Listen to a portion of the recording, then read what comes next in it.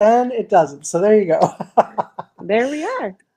So welcome everybody. My name is Piyale-Sheard, the founder of Monetize Your Magic. I am growing a community for entrepreneurs to come and break through all of their challenges and hurdles together as a community, as a village that has your back. Today, I'm here with Shanti Fernstedt, who is a mindset coach for self-actualization. So for background here, I worked with Shanti last year for a couple of months, I believe. I think 1 or 2 months at least. And one of the things that I really loved about her is how every time we went on a call, she just helped me step in and ground myself into, feeling my feelings and really stepping into a version of myself that wasn't like panicky and just constantly spinning in every different direction. And so I'm very excited to have Shanti. A little bit about her. She is a mindset and self-actualization coach for entrepreneurs questioning where they're going, what they want to do, and who have a lot of spinning plates. And so thank you so much for joining us today, Shanti. Thank you for having me. It's so exciting that we're meeting again so many months later. I'm super happy. Amazing. So you said that you are currently back in Sweden, right? Where are you currently? Yes, in Stockholm, Sweden, where I was born and raised, but I haven't actually lived here for over 20 years. And I Wow. came for the summer, and now I'm having a hard time leaving. Scandinavia has really high levels and standards of living. So I'm still here and welcoming autumn at the moment. Amazing. Beautiful. Well, thank you so much for joining us. Today, I wanted to chat a little bit about some of the work that you do and how you support entrepreneurs, and get some thoughts from you on for anyone listening. What are some of the strategies that we as solopreneurs, as people who have their own businesses or trying to ramp up, can get our mindset right so we can achieve the goals that we want. So I want to ask you, how do you typically start off with someone? Like, when maybe you can even take it with the example of me, where I was just an absolute mess when we first met. And I was, I had a little kid and I had a million different priorities and our house was falling apart.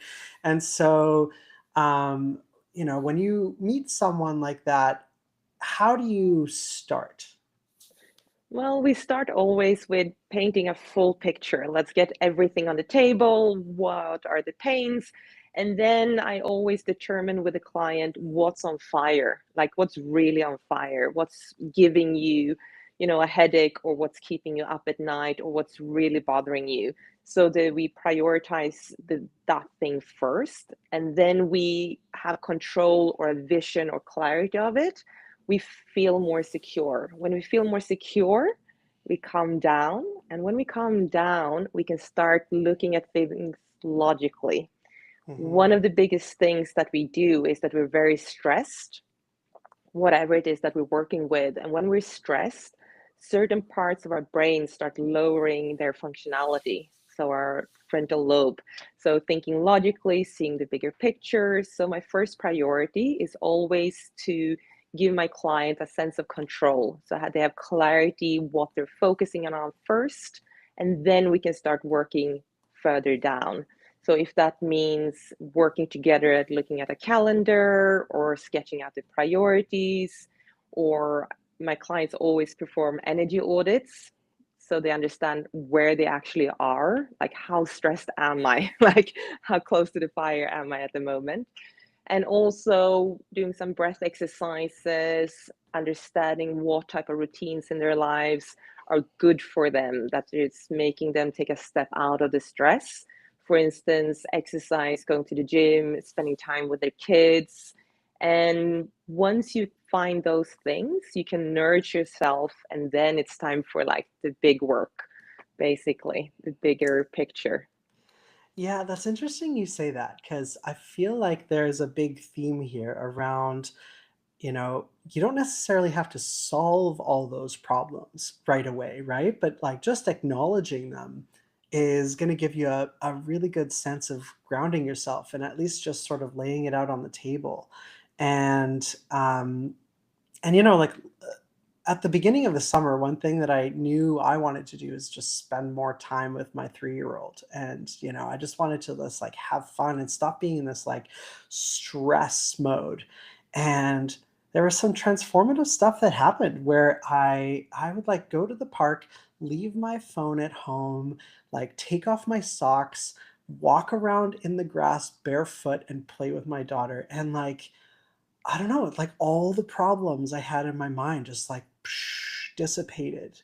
And I thought that was so interesting because they weren't gone, but they were, you know, it kind of helped me focus a little bit more on like what the priorities were and you know what was not really that important, but I was overblowing it in my mind. And so I love that you say that it's really about like focusing on getting people's stress level down and that kind of thing.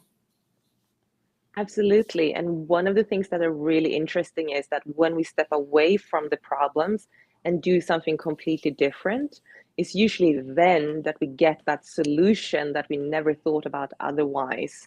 That's why people have great ideas in the shower or just when they're falling asleep, because they're finally letting go of all the musts and shoulds and all of that. So being able to manage stress levels and understanding how you as an individual work and work with yourself rather than against yourself is one of my biggest things, to understand the clients and then develop those tools specific to their life and how they function so they can start working in that kind of calm manner. And as you said, it's not about solving the problem, it's first to see it and being able to approach it in the right mindset on how to solve it. Right. And so I'm curious, you know, the next step after that, you know, we're all entrepreneurs here. There's a million different things we have to do, marketing and newsletters and ads and being on live and writing things on LinkedIn and doing sales and doing, you know, this, that, and the other. There's so many different priorities. How do you help people focus on what's really important, what's really going to help them move forward in the most impactful way? So I use a technique which is not about hammering at what you believe is going to be giving you results immediately. I'm more about understanding what level of focus, intensity, or what type of skills and qualities you need to bring to each of those tasks that you need to be working on.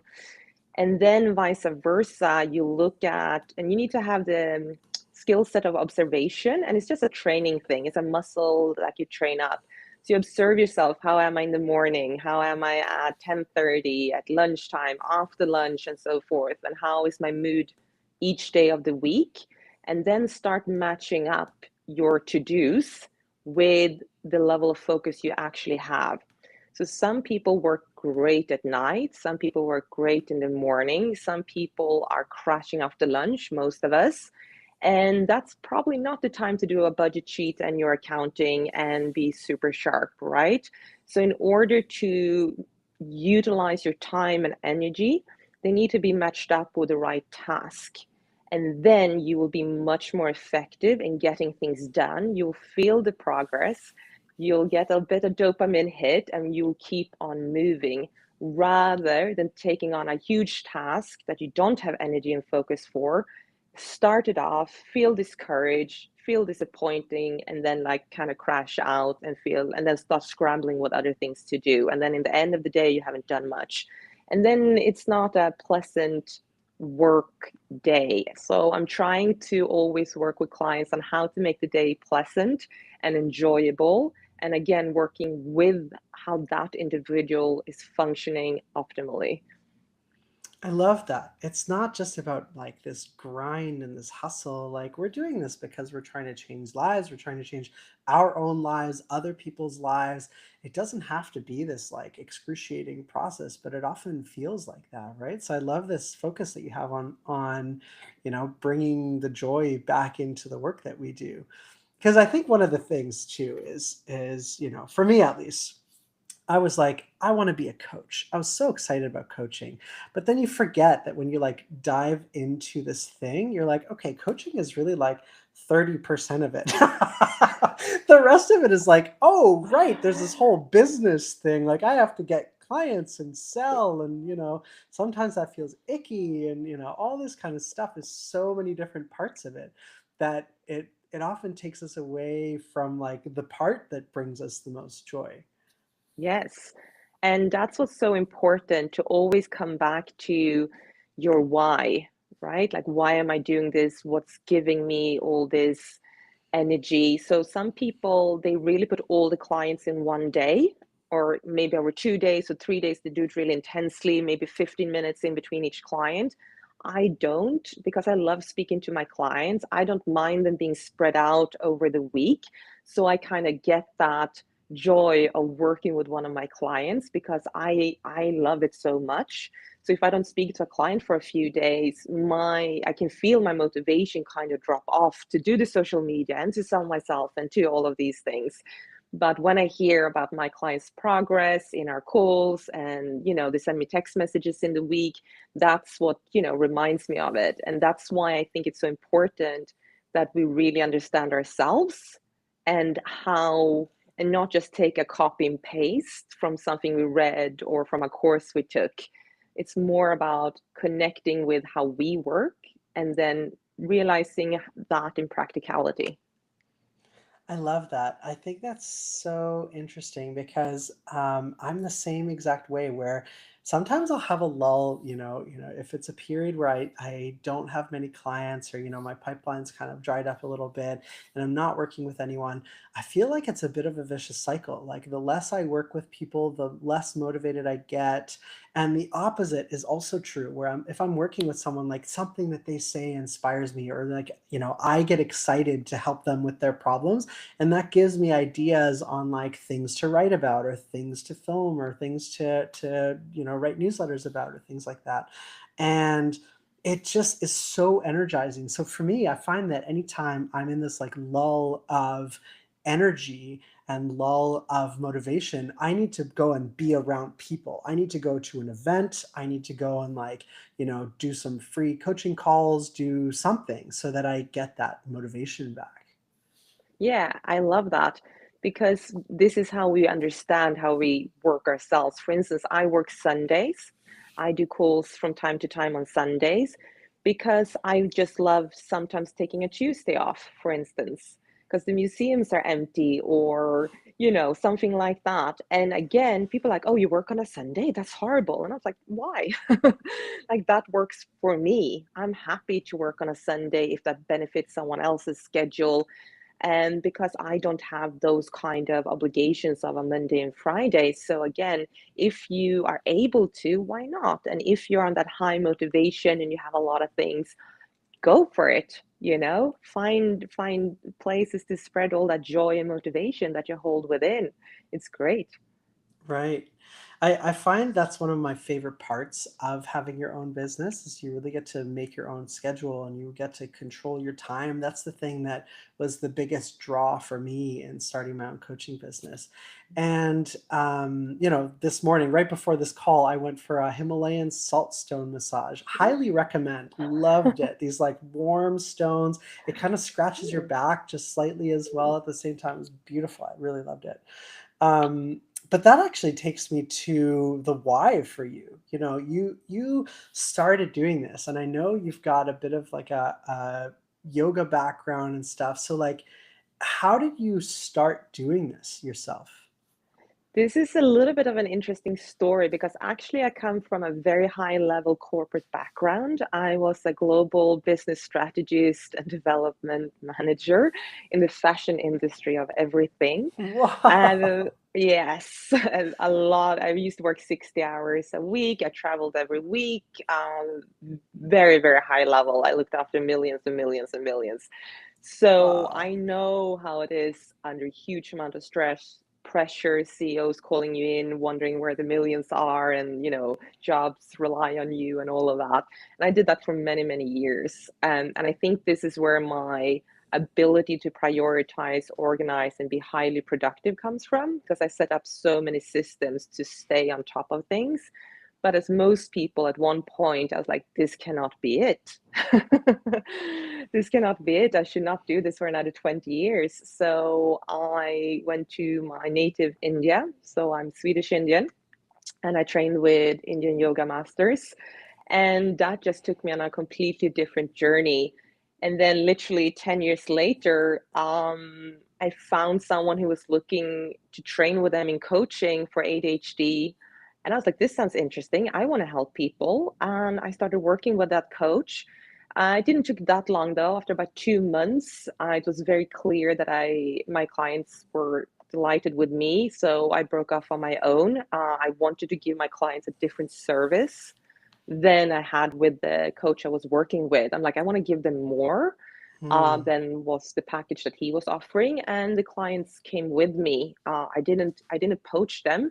They kind of asked me when I said I'm leaving, and they said, "Can we come with you?" And that's how I became a coach. It was a bit of a banana peel thing, but it was really a calling of going, okay, I have all of these methods and techniques and tools from corporate world, but also from my yoga training and my meditation and all my years of reading and listening to metaphysical and mindset practices, and they all blended together. And that's how I started coaching. I love this. It's a bit of a like a Doctor Strange journey. I'm really curious what some of the big lessons were for you. Like what was that journey like? You like totally shifted and went from this giant, corporate career, helping, working with millions, like huge impact leadership, and then you cut that off and said like no more. I need to change something. I can't do this for the next 20 years. So when you stepped into this new version of yourself and you went to go train with yogis, like what did you learn?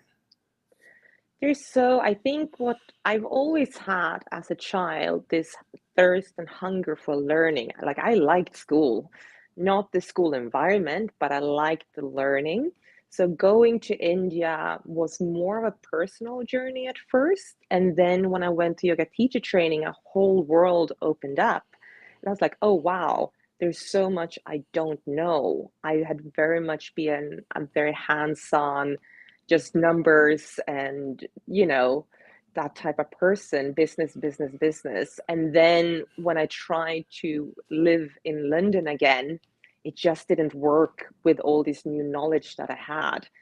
I wasn't able to go back to who I was. It had changed me so much. And I think one of the things that really changed was that I was like, I want to invest in myself. And that was probably the first step into where I am now. Like, I want to work with things that I love, and I want to be of service of some kind, provide things for others beyond the materialistic commercial world. Like, I've already done that for years. It was great. I had lots of fun, but there is more. And I think I want to provide that and find that for others. So yeah, quite a big 180, I would Just say. a little, just a little. Oh, I love that. So, okay, I want to hear a little bit about who's, thinking about all the clients you've worked with. For everybody, I think this is true, where you sort of realize the best people and the people that you are most excited to help and things like that. So, what is that? If you could like put a name without saying out their name, put a name on like your best client that like is exactly the type of people you want to continue working with. What does that person do? How do you help them? What's that like? I have actually my initial very first client who came with me. He's still a client. So he, I believe, sees coaching same way as you see going to the gym. It's something that you keep up continuously, right? I He sees our coaching sessions as his mind gym. This is where he gets clarity. This is where we speak about what is blocking him, where he's struggling at the moment. And we changed the coaching format and focus 3 times, and we're about to do another shift, meaning that in the beginning, he just needed to get on top of his daily things. So I was just checking in for him. But then that didn't really work. He needed more time to explain the complexity of it. So then I used to call him 3 times per week, 15 minutes each, to make sure it moved, but I got an understanding of the bigger picture. And that's so interesting because now you really get to know a person in their daily life. And he really, really got on top of things. And he calls it that he has, but he calls it I have, but it's definitely he has kind of championed or overcome his chronic disorganization, right? That's what he said. It like he's reached levels he never thought was possible for him. Wow. He's been one way for like 20 years or something, and now it's just flipped, and he has control over his things. And then that moved into both coaching, and then he wanted meditation because to really ground him down. So we've done that for months, and now we're flipping back to more of a deep personal development and with some meditation, and then on the flip side the focus productivity because he's taking a major step within his career and life. So it will be two-way coaching basically for him twice a week. And it's his consistency and ability to keep up showing up, and he probably sees it as showing up for the call, but anytime you show up for a call, you show up for yourself. That's a Hmm. self-investment, and that's really, really impressive. I love that. Yeah, I feel like that I was trying to explain what therapy is to my to my mom, and like your parents will often have like these very different ideas of stuff like that of therapy, like, oh, going to a shrink is, I don't want someone to fix me, I'm not broken, and blah blah blah. And like I actually use that same analogy. Well, okay, you go to the gym to exercise and build your muscles, you go to a therapist to exercise your mind and like get out all these blocks and things you're stuck with. And I'm not saying you're a therapist or anything, but it seems like you sort of have the same sort of philosophy on how it's more of like a workout for your mind and exploring the things that are blocking you. Um, so actually, that maybe that's a good segue into what is the main difference between you and someone like a therapist. What are the things that they do and you don't do, and what are the things that you do and they don't do? So this is interesting because I'm actually professionally qualified as a counselor, so very similar. Oh. Yes. So I did that, and then I realized also, and I did that before I started coaching. But I was like, okay, I follow Dr. Joe Dispenza a lot, and I do believe that if we keep on thinking about our past and discussing our past and going through our past, it has its limits. It doesn't have that vision into the future, and it doesn't have the urgency of now, Hmm. because what we do now is what's going to create our future, whether it's the future in 2 minutes or 2 weeks or 2 years.